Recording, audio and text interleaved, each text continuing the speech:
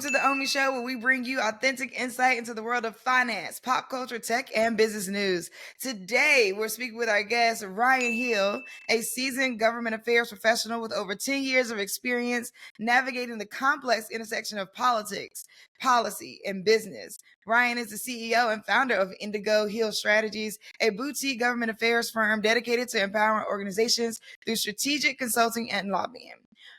She also serves as a board member of Women in Government Relations and actively involved in Alpha Kappa Alpha Sorority Incorporated, and she impacts policy. Ryann holds a bachelor's degree from Carnegie Mellon University and a master's in public health from George Washington University, and she currently resides in the D.C. area with her family. Welcome to the show, Ryann. How are you? Thank you, Omi. I appreciate you having me. I'm doing really good today.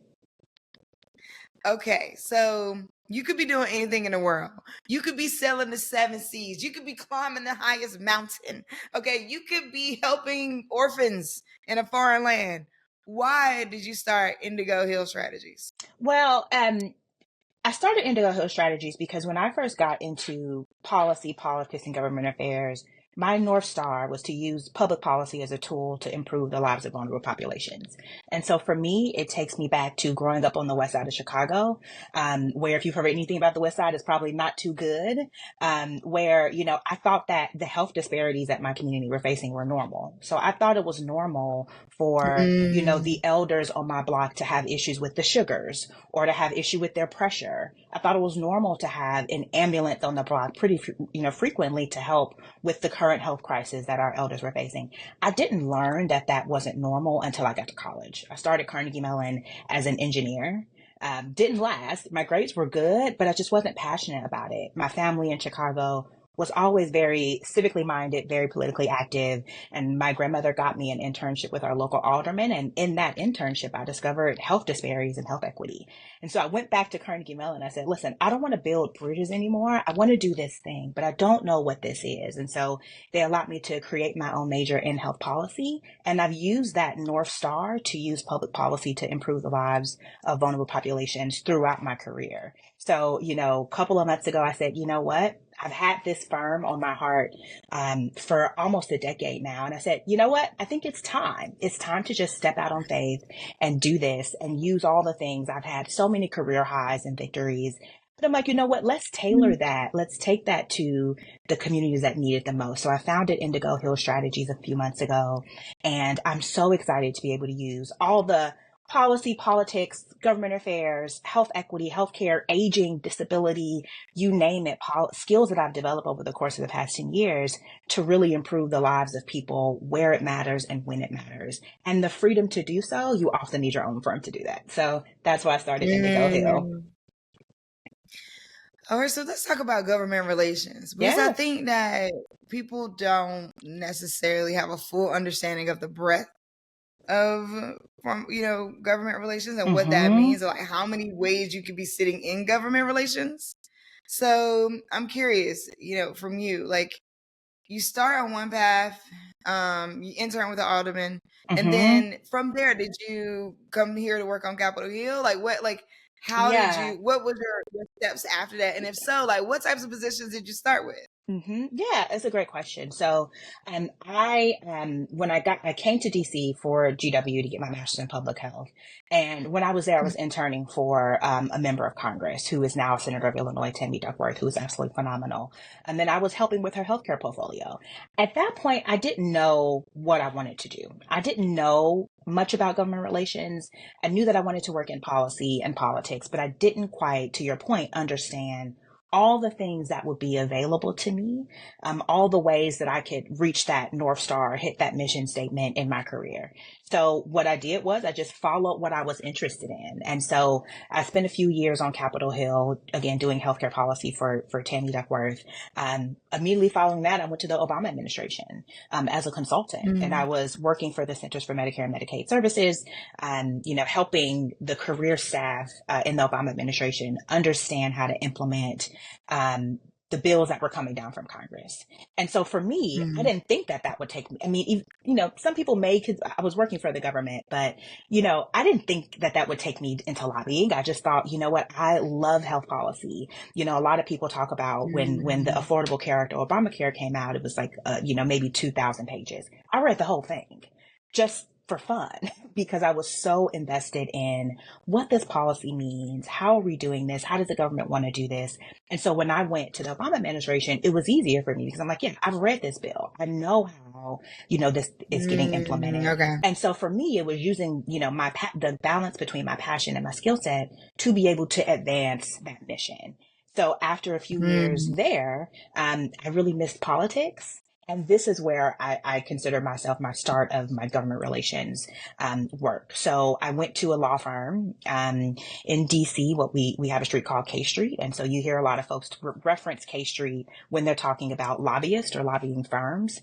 There are a ton of firms on K Street, lobbying firms, law firms, anything you can think of, and they'll have a lobbying practice. And so I miss politics so much. I miss the drama and the hustle and bustle. And so I always say politics is like reality TV. If you like reality TV, you'll love politics. And I love both. Yeah. I love both. No, that is the way to put it because I testified in front of Congress. Yeah. And awesome. About the accredited investor definition. And so now that I've done that, when I see the hearings, I'm like, yeah, everybody relax. Like, this is just how they do it. They don't, right. Like, and you, yes. They might say anything. I mean, like, I'm sitting there like, can you repeat the question? Because, like, what are we talking about? They say anything. And like they get up there and you've seen this now, the members of Congress, they don't stay there the whole time. So they're in and out and you'll see the sound bites. You see the clips on Twitter, on TikTok or LinkedIn or whatever your social media platform of choice is. And you're like, oh man, this member said this really harsh thing in front of everybody. No, they didn't. Nobody else was there. So this is for them. Right. Let's go. Right. It's been the clips go viral that it became in front of everybody. Right. Because other than that, half the room was empty. The room is empty. And it's freezing in that room and it's cold. And the room is empty. But oh my God, all of that. Yeah, you get it. So and I would love to hear more about that too. So I did. So that's when I started officially lobbying when I went to the firm. And that's actually when I found. Let's talk about lobbying. Yeah. Because I want to hear you go into the politics part. I mean, go into more of the politics part. But let's talk about lobbying because you are a sort of, I don't want to say average as if that's a lower thing, but like if you just, you watch your run-of-the-mill news. Yeah, you're a regular person. Yeah, that's right. You're not deeply into anything. You listen to Urban View Radio where you are right now. You just hear the word lobbying and immediately it's these negative tech lobbyists. They're trying to do like big these tobacco, lobbyists are trying big to pharma. And the lobbyists are trying to, and the lobbyists are trying to. But let's get into that because I also have friends that are lobbyists. But and they're lobbyists for some of the corporations, right? Let's talk about what is lobbying, if we could break it down for our audience. Yeah, sure. And then how do you participate in as a lawyer? Yeah, so lobbyists are basically, I tell people, I am a saleswoman. Instead of selling a physical product, I'm selling thoughts and ideas, right?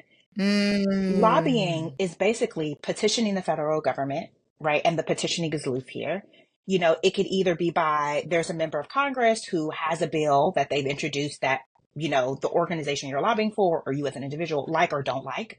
And then you go and tell them. So you request a meeting with the staffer, you're talking about the legislation. Hey, this is why your boss should tweak the legislation. This is how they should tweak it. This is why your boss should vote against this bill that's coming to the floor next week or vote for it. That is more your traditional, what we call shoe leather lobbying. And we call shoe leather because you wear the leather on your shoes out walking on Capitol Hill, going from office to office to office. And that's like the historical context of it. Now lobbying, a lot of people think that if they have a meeting on the Hill, then they're automatically a lobbyist. No, there's a legal threshold to be able to register as a lobbyist. And a lot of people don't want that scarlet letter, if I can take it back to high school English, of being a registered lobbyist. And that's where like a lot of the sort of negative stereotypes come from. Some of these big corporations, they have a lot of money and they have an army of people in DC whose sole job is to convince members of Congress to vote for or against something. That's not the run-of-the-mill lobbyist. Most companies in the country has a lobbyist.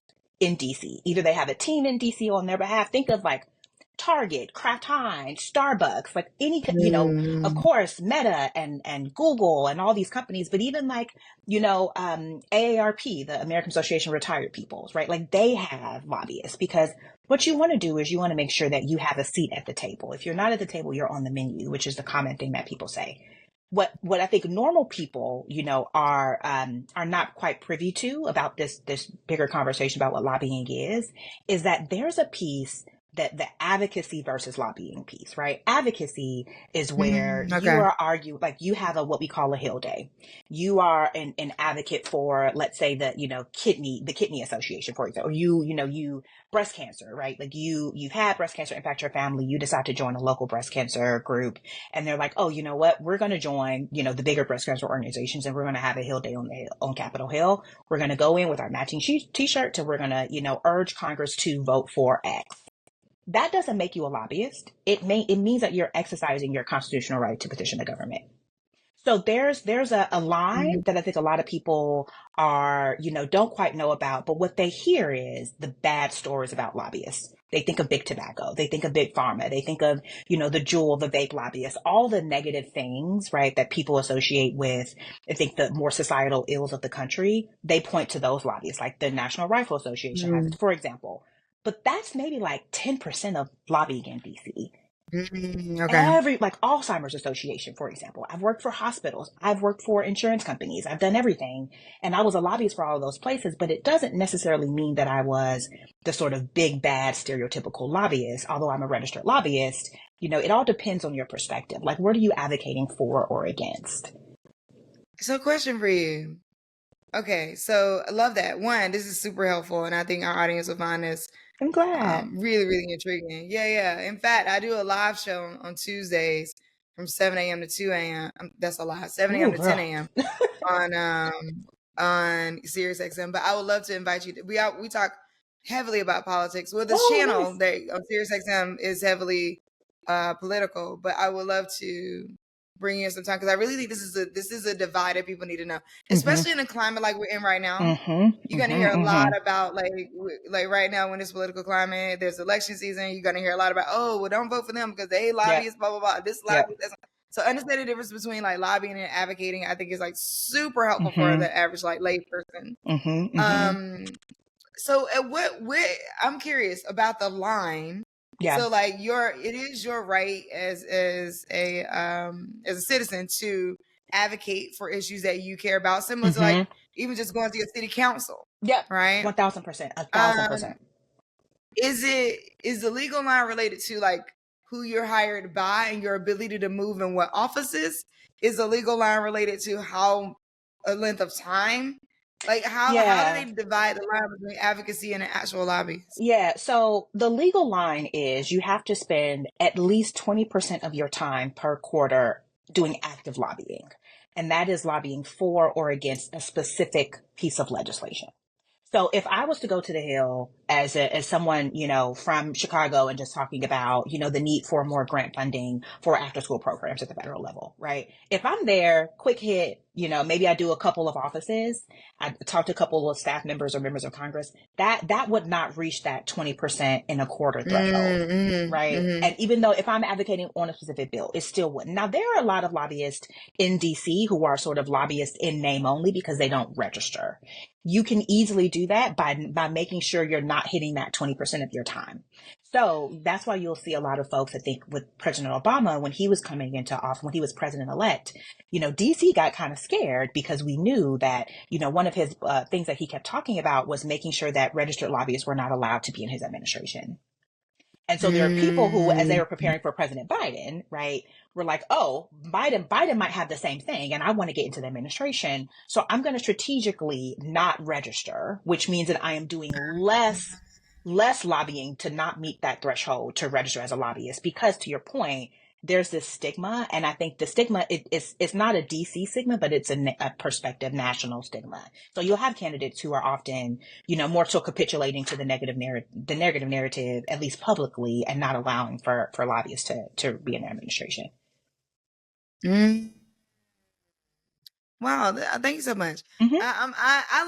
I'm getting so I feel so informed. Oh, And when one yeah, I mean it's like because these are things like I knew on the surface. wow. I'm Hmm. like, oh yeah, that's how it works. But I think like hearing you really break it down in a different way, I'm like, oh okay, in my mind it's playing out like a story. I think that's how my Yeah. mind works. It's like, you there's a definition of a thing, and then Hmm. there's the actual context and how that Yes. thing works, and it starts to play out in your mind. So Yes. women in government relations. So there's Yes. the Yes. Yes. WGR Leadership and Advocacy Conference is coming up soon. It's going to be on Hmm. September 24th, and I am going to be there actually, and my talk is going to be about how to communicate your value. Mm. I feel Hmm. like it's something that we need to talk about Mm. more. I am finding that as I review people's proposals and as I sit in rooms where I'm evaluating people for funding, and people even are talking about like upward trajectory in their careers, things like that, like where they want to go. People are sort of mismatched on Yes. how to communicate what is the actual value versus the Hmm. price versus the worth, quote unquote. It's like, "Oh, this is what I'm worth," and it's like, did you see all these things I did? I'm valuable, but like that's not always the case. So that's what Yeah. I'm going to be talking about in my talk. But you're on the board of Women I in Government Relations, am. and so I would love to hear you describe what Women in Government Relations is, and why did you decide to join the board? Yeah. So, first of all, we're so excited to have you. And I say all the time, comms is so important, and everyone is a everyone needs to be a comms professional. So, when I saw the nature of talk, I was just like, this is perfect. It's going to be so well attended because comms is so important to doing whatever you do, be it in house at a company, be it at a firm like me, bigger firm, small firm, whatever you're walking through life, you need to be able to articulate everything and do it well, That's tell the right. story. That's right. So Women in Government Relations is the preeminent organization for women in the profession of government relations, federal and state level. Our members are women across the lifespan of their careers, so from more junior to folks who are much more senior. And we offer, a lot of professional development, community, and really a place where women in this space, which is like an old boys club, right? Government relations, can just be, can just ask the questions, of their peers, of people, Mm, without the judgment of being the only woman in the room, being the only woman of color in the room at their 9 to 5. And so it's a space where you can sort of let your guard down a little bit, network, have this solid community, and that's one of the reasons I love WGR so much and why I decided to join the board. I had served in leadership for one of our task forces.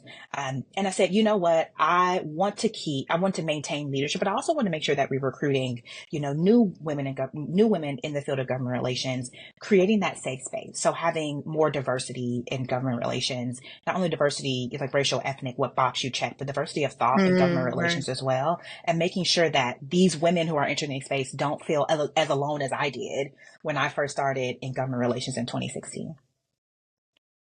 Wow, I love that. And so if somebody's looking for the door, and they're like, I would love to get into government relations, but I'm just kind of in my own market. I'm not a lawyer, Mm-hmm. like how do I find my way into um, being in government relations, or how do I find my way into working for an administration? A Yeah. lot of times I would tell people you can always volunteer for administrations as well, and like get in Mm-hmm. on the ground level, grassroots, look for those like the places where they're just hiring. But what are some of the tips and tricks you would say? Like, how do people get into being in government relations? Yeah. So the first thing I would say is that, I think without realizing, hit on one of the biggest misconception of government relations, that you have to be an attorney, and you don't. So I did not go to law school, never wanted to go to law school, love legislation, but hate law stuff. And so oftentimes, to get into, there are two pathways that I think about when you talk about entering the face of government relations. There is, of course, working for an elected official at the state or federal level, right? And you can do that by, you have a niche, you have something you're interested in, be it education, transportation, infrastructure, tech, IT, AI, and really honing in on that skill to use it, to advance that local or state, federal elected officials' priorities. That's one way. And then you are in government then, and then you sort of can use that to parlay that into a career in government relations, be it working on regulatory Mm, issues, policy issues, legislation, lobbying, et cetera, et cetera, et cetera. The other pathway is more the content expertise pathway that I like to use as an example. Is my expertise is healthcare health policy.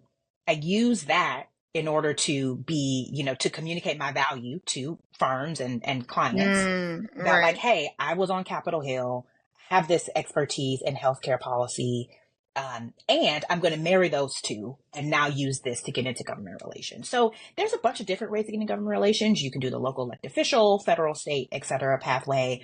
You can just get really good at your subject matter and then start to communicate that, and people will come, and then the opportunities will present themselves. Oh, awesome. Okay, I love that. Thank you for that breakdown because I think some people like looking for the door, like, how do you do this? Like, very passionate people. And they're like, I really would Mm-hmm. like to be in on this side. One, you're a special person if you read 200 pages of a Oh bill yeah. because even the Oh yeah. Congress people don't do that. They don't do that. So They don't do that's that.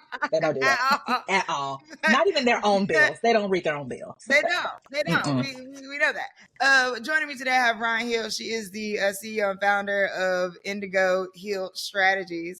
And we got to go to a quick break. But when we come back, she'll get to ask me questions because I'll be in a hot seat. I got to interview her and she'll get to interview me. And we'll just keep chopping it up.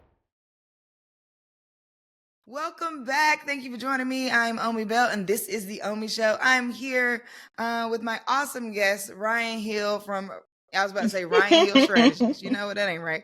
Indigo Hill Strategies is the name of the company. And she is also on the board of Women in Government Relations, which I will be speaking there on September the 24th. And you should, wait, I don't, it's not open to the public, Yeah, is it? no, So we we can can't tell even tell people. people. Yeah, yeah, Can people people can get get tickets? tickets, and Oh, okay, people okay, can come. okay, yeah. All right.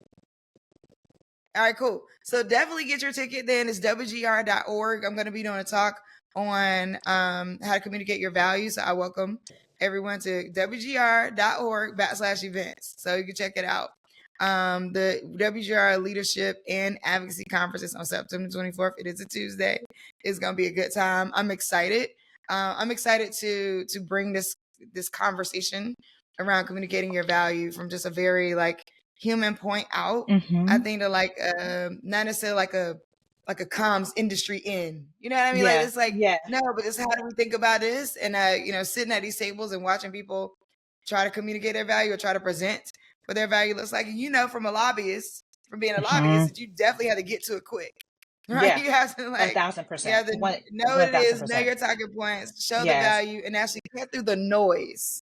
Yes, yes, Yeah, yes. And also, yeah. I think not only that, but like it helps you hone your comm skills for your job. Like you do your career comms, you do your personal comms, and you do your career, your job comms. And, our theme for this year's conference is Strive for Impact, Thrive Beyond Success.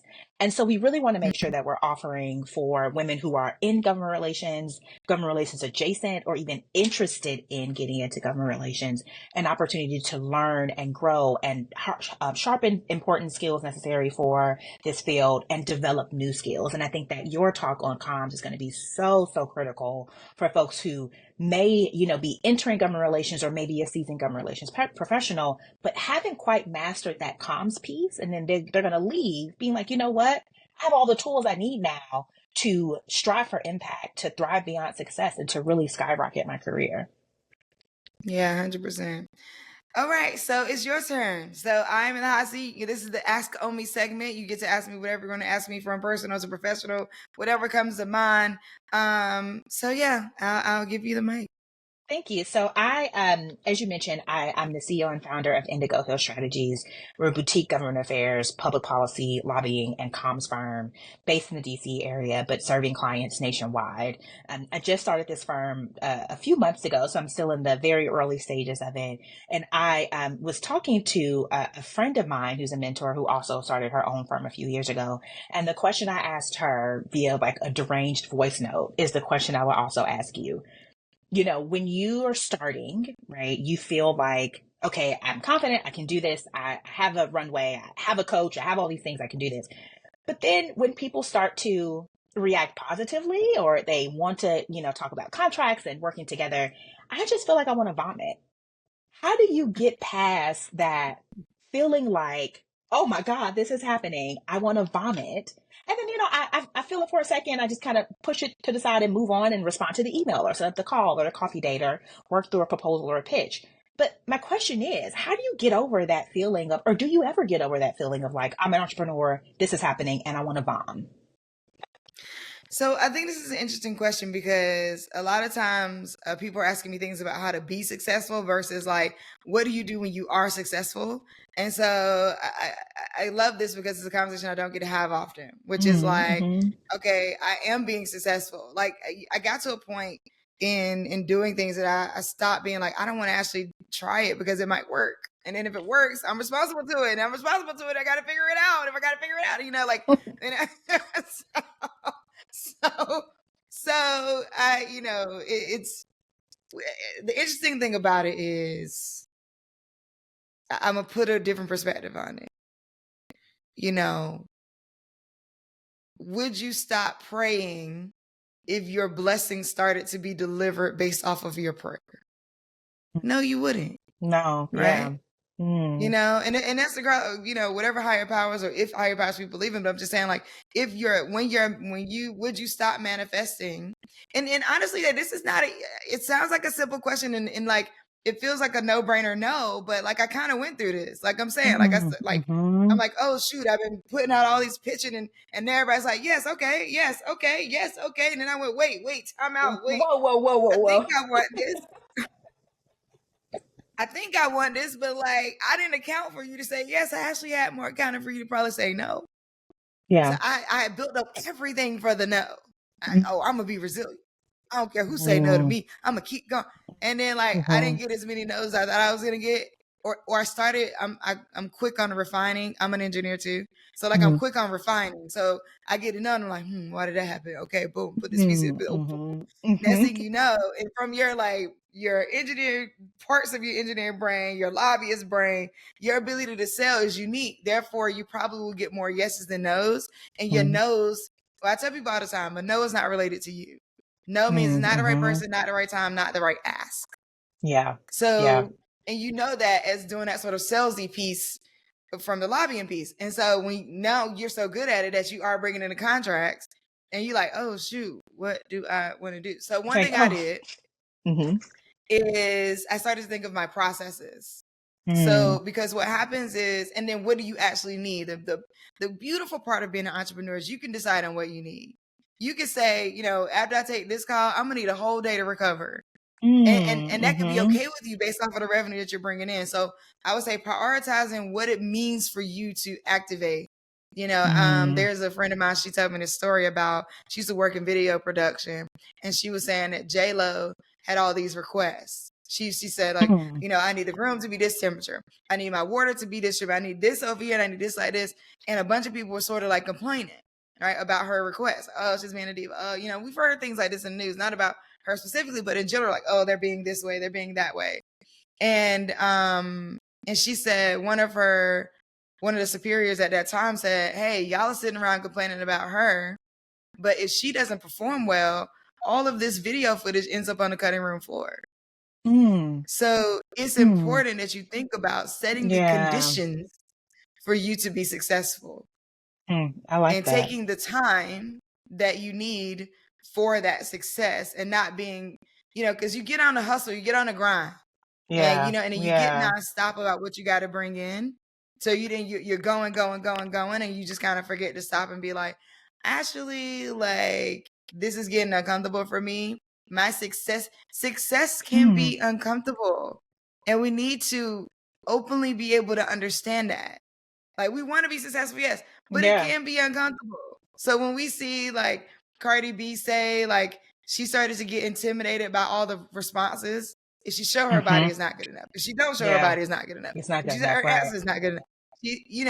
But on the flip side, people looking at her like, what? You care about that? Like, you're at this big level, girl. Like, Yeah. let's Yeah. do the music. And I would say that like we look at successful people, and we sort of in our brains tone down their ability to need more than Hmm. just to be successful. So I would say like just remember that you're human. Interesting. Yeah. Put processes in place. Also start to map out your tasks. Like, is this a $10,000 task? Is this a $500 task? If this is a five hundred Mm-hmm. dollars task, I could pay somebody to do this. I don't need to be the one doing it. So I also had Yeah. to move out of Yeah. the way of that. Like, maybe somebody else needs to seal the deal, and I need to put more padding in between where I come in. So maybe there's someone screening, having the conversations with, doing your initial Mm-hmm. proposals, and then you come in and you close the deal, Mm. but you're kind of closing at your own rate, right? So I think like Mm-hmm. just you're in a great position to be able to control the flow. You can open it up. Like you want everybody's dream in business should be that it's like a faucet. Yeah. And you can turn it on, you're like, As oh, money terrifying as pouring. that is, right? You're like, oh my God. Then you have the mechanisms to turn it off or slow it down. Yeah. Yeah. And those are the processes that you want to put in place. You want to put in the processes Mm.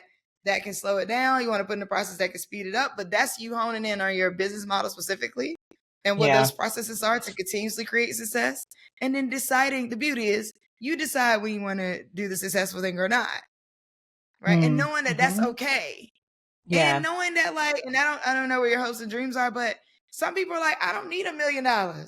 Yeah. Just give me, I just need, give me a couple 100,000, give me a few, give me 500,000. I'm good for the year.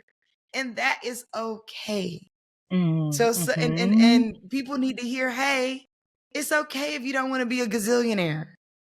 I love It's this. and I'm not saying that that's you. I'm just saying like people just need Yeah. to know, like, it's okay if you're like, hey, based off of my capacity, based off of the conditions that make me the most successful, I know that my sweet spot is 3 strong contracts at this level, making this Mm-hmm. amount for this amount of time. And then I'll turn this faucet back on when I get to the last 90 days of these contracts. Mm-hmm. And Mm-hmm. that's a good way to start, doing that. I mean, other than that, drink a lot of water, get a lot of sleep. Have therapy. You got Okay. listen, okay. I don't play about therapy, but I'll also say, first of all, I really appreciate you sharing those messages. I think that I got so much from that. But like, one thing I really took from is understanding yourself and your why you got into this, like helping that guide you. One thing that as a new entrepreneur, when I tell people I'm starting this firm, there aren't that many what we call single shingle, as in like you are setting out your own shingle to do this, firms in DC, and there are even fewer run by Black women in DC in this space. And when I tell people like, hey, I'm starting this firm, this is what I'm going to do, people often put their expectations of a firm onto me and my vision for mine. And I'm Absolutely. sure that happens in every facet of Mhm. entrepreneurship, no matter what your industry is or what you're selling. Are you selling thoughts? Are you selling physical things, et cetera, et cetera, et cetera? And I've had to get really comfortable at pushing back, right? When they're like, oh, well, when are you going to hire staff? Or where do you want your office to be? And I'm like, whoa, whoa, whoa, whoa. I'm not there. And the first few months of me, telling people I wanted to do this was me doubting myself, right? Like, oh Mhm. man, should I start to think about office space? Should I start to think about staff? Should I start to think about this and that?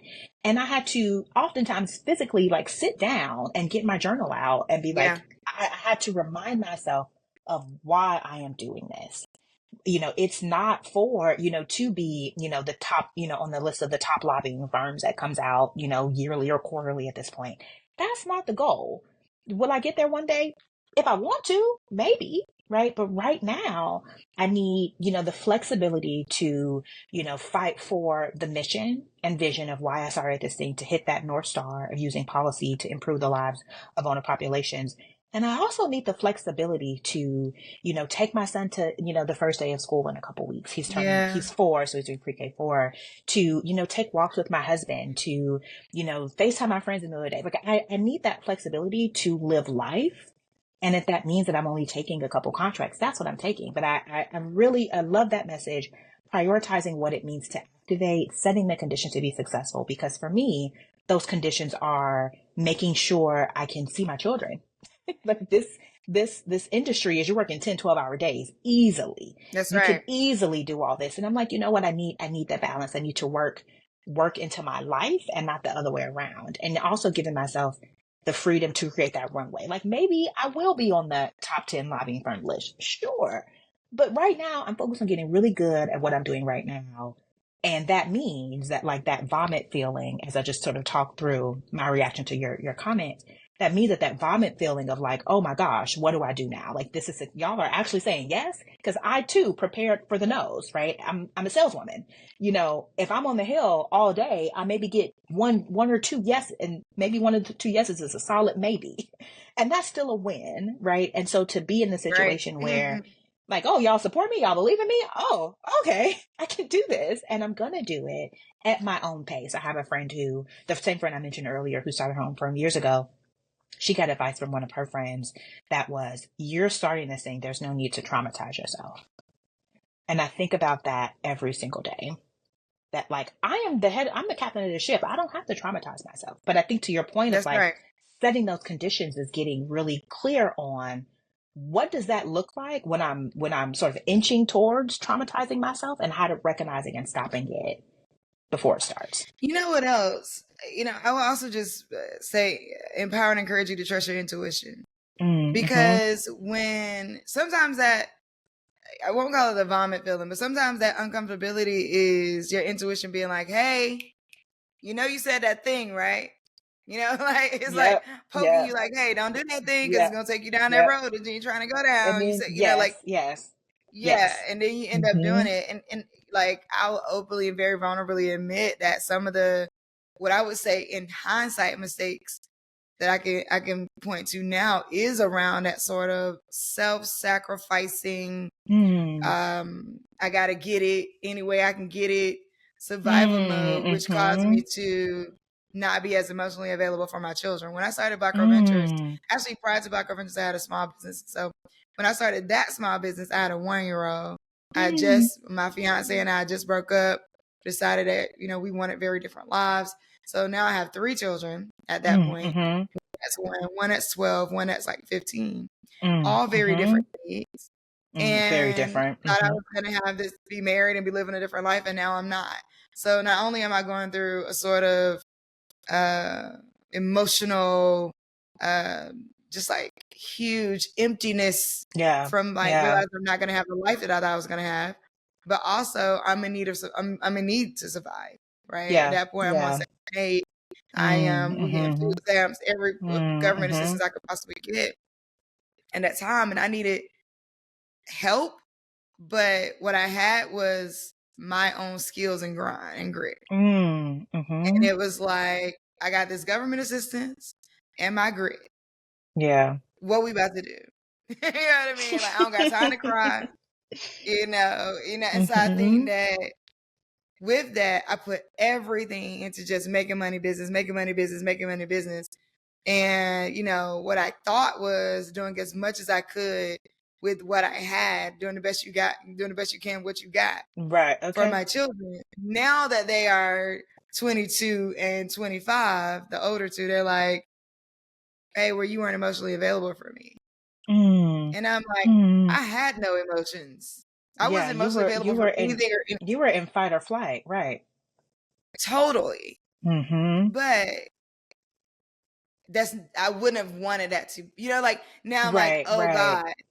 So what I'm Right. sharing with you is like being in a position, the advice that I can give to you as someone who had to do that in a certain way is that if you're in a position where you have these yeses coming in, then organize them such that you have the conditions that make sense for you to succeed. Because what Mm. makes sense for you to succeed is absolutely that walk with your Yeah. husband, is Yeah. absolutely that taking it. Like those things fuel you. And I Yeah. think that like we take them Mm-hmm. for granted because they feel small or they feel regular or they feel like, Yeah. yeah, Yeah. everybody Yeah. wants that. No, no, no, no. When I, can spend time with my daughter, I Mm. can coach better. Yeah. Yeah. When you take that walk Yeah. with your husband, you now are a better lobbyist. And these are Yeah. some of those like soft things and Mm. intrinsic things that Mm-hmm. we don't get to bring to the light in a business conversation because people Yeah. will look at you like, okay, so you need to be off. Like, you work at a corporation, like, Yeah. Yeah. so what you're saying is you gonna lobby better because you took your kid to school. Yeah, I don't know about that, but we need you on the hill. Like, Yes. And so this like that's overwoke not some. culture, woo, yeah. And DC is no, I mean, so many industries, but DC is like, it is a race to burnout, right? Like you get medals, right? People are like, oh yeah, she's on the hill all the time, or she's this, she's always on LinkedIn posting all these pictures of her at every single event, and that's a social capital that like I'm not interested in pursuing. To what end, at what cost, and not for my sons or my husband. And Or me. you sound like a person. You sound like a person who knows who they are. So when we see these other things, there's a race to burnout, but there's a race to credibility. Yes. Well, Yes. if you know you're credible, if you already have that credibility, you're not. That's not your fight. So never feel. I mean, not that you do, but I'm saying like, never feel like that means I'm behind. That means that person needs to do that because that's the only way they know to communicate their value. Right. So like that's the way that they know to communicate, and that's communicating a way. value. Yes. Okay, come on now, you know because I'm with it, right? But that's a way. Okay, that's not my way. That's not your way. You know what I mean? And so what it means for you to communicate your value, or you look at your track record, you look at where you have been, what you have done. People communicating your value for you. That's why you're getting the yeses. You know what I mean? Yes, like, so yes, when they say, "Oh, speak my names and rooms are not in," like what we're essentially saying is that you have communicated your value. And when I say communicate your value, I'm not even talking about words. You have shown your value in so many ways that people feel that value come up for them in conversations with other people. So now your value actually became their ability to be valuable in their conversation with somebody else. Love Right? that. And that is literally the value we're looking for. That's the value. Yes, absolutely. 1000%. Forget the events. 1000%. Forget the flashy outfit you had on. Like, you know, like forget you being cute on the hill, walking the hills, which I will never understand. Okay. But the trick is you got to get some good insoles. The trick is the trick. Okay, yeah, because they would know me from a mile away because I'll be up in there with Jordans on. Like, look, I can't decide y'all about healthcare. So what's up? We doing it or we're not? You know, like it's I can't. That is so funny. This was so good. I really appreciate you, awesome. Ryann Hill, CEO and founder of Indigo Hill Strategies, joining us today on the Omi Show. This is such a great conversation. I definitely have to have you on the show again. Where can people find you? Where should they follow? Reach out if necessary. Where can they find you? Yeah, so my email is ryan@indigohillstrategies.com. You can also connect me on LinkedIn. It's LinkedIn/Ryann MPH for Masters of Public Health. I'm around, I'm available. I'm happy to talk all things women in government relations, the conference that we're having that Omi's going to speak at, or anything related to politics, policy, healthcare, whatever you want to talk about, I'm around. I love that. Make sure you go to wgr.org/events and check out the Women in Government Relations Leadership and Advocacy Conference on September 24th. Get your ticket. I will be there. And so will Ryann. Will you be there? I will be there all day, both days. Perfect. Okay, perfect. Thank y'all so much for joining me. This is the Omi Show.